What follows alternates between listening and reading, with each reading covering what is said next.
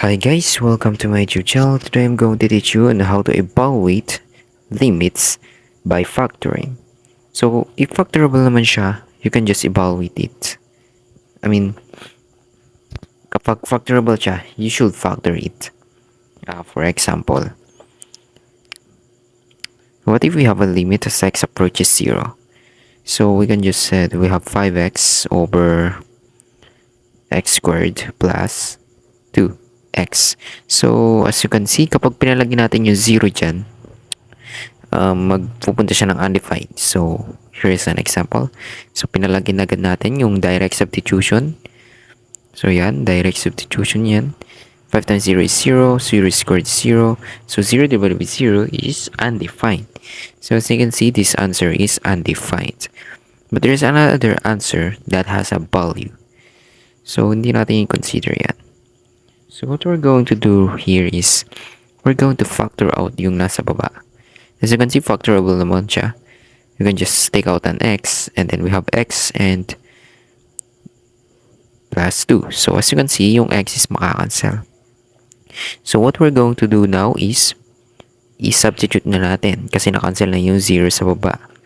And as you can see, hindi na siya magiging equal sa 0 yung nasa baba. So, therefore, our answer here must be 5 over 2. So, let us see. So, I'm just going to write limit as x limit of 5x over x squared plus 2x as x approaches 0. Then we have this 5 over 2. So now let's get another example. What if we have a limit that x approaches what number? Maybe 2.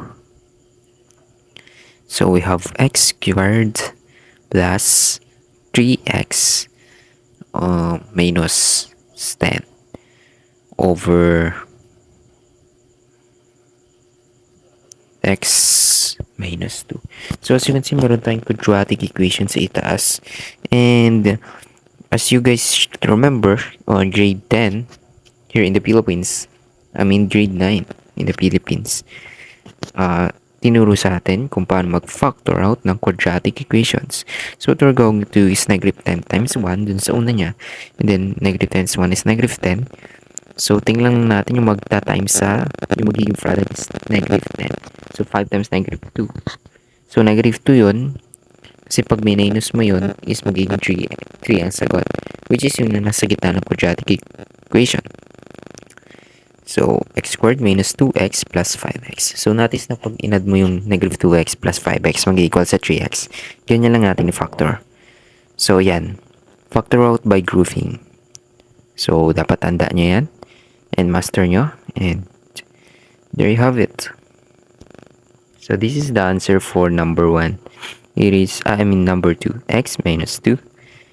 Quantity x plus 5. And x minus 2. We can cancel the 0, x minus 2.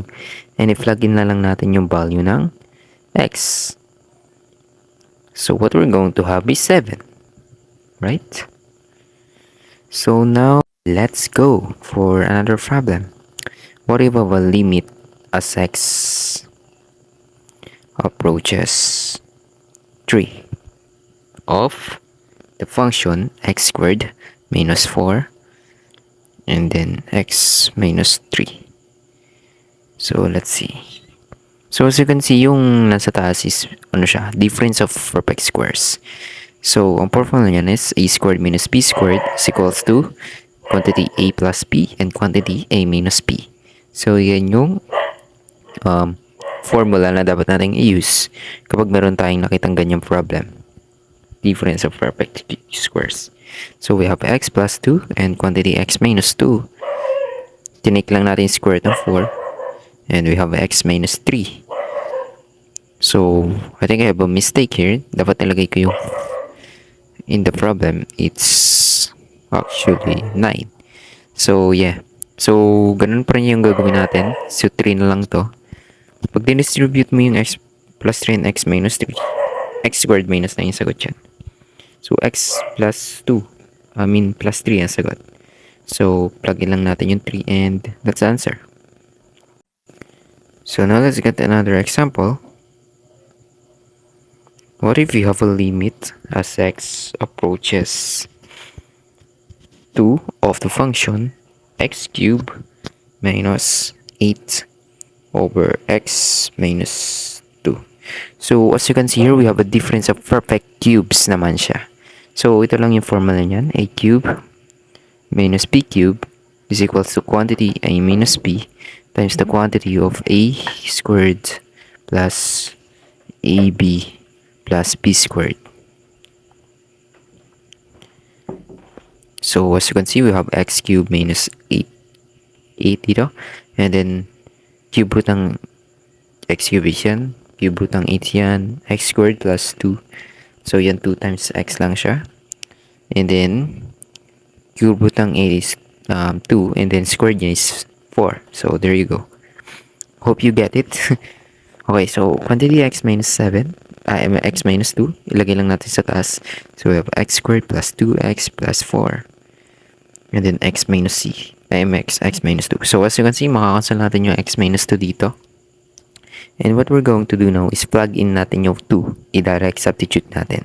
So, this is the first technique, direct substitution, na not in this playlist. I didn't cover this on this playlist because it was too easy, okay? We're just going to plug in like the x value, just like evaluating functions. So, ngayon, pinalagyan na natin yung 2 dun sa equation nating x squared plus 2x plus 4. So, we got 4, 4, 4. So, 4 times 3 lang yan, or 4 plus 4 plus 4. Now, let's get for another example. What if we have a limit as x approaches 4 of a function 4 minus x, and see x squared minus 16. So, as you can see, we can just factor out this thing. Pag gagawin natin is factor out natin yung negative 1 dun sa negative x. And then, i-factor out natin tong x squared minus 16. So, as you can see, it's difference of perfect squares. So, x plus 4 and x minus 4 siya. We can just cancel x minus 4 and x minus 4. And then we'll have this negative 1 over 8. So, that's the answer for this problem. Now, let's go for our last example. So, I'm going to give this example because this is 2 quadratic equations. So, quadratic equations sa taas and quadratic equations sa baba. So, what we're going to do is factor out them. So, I'm going to teach you how to do that. Or maybe this problem will illustrate. So, what do we have? Limit as x approaches 4 of x squared minus x minus 12 over x squared plus x and minus 20. So what we're going to do is factor out them, all of them. So let's just factor out x squared minus x minus 12. So ganyan yung ginagawa ko, negative 12 times 1 and 4 and 3. And then lalagyan natin negative yung 4 because, and then now we have this x squared minus 3x plus 3x minus 4x minus 12. So as you can see, we're just going to factor out by grouping. So we have x plus 3 minus 4 is x plus 3. So ang factor 4 niya is x minus 4 and then quantity x plus 3.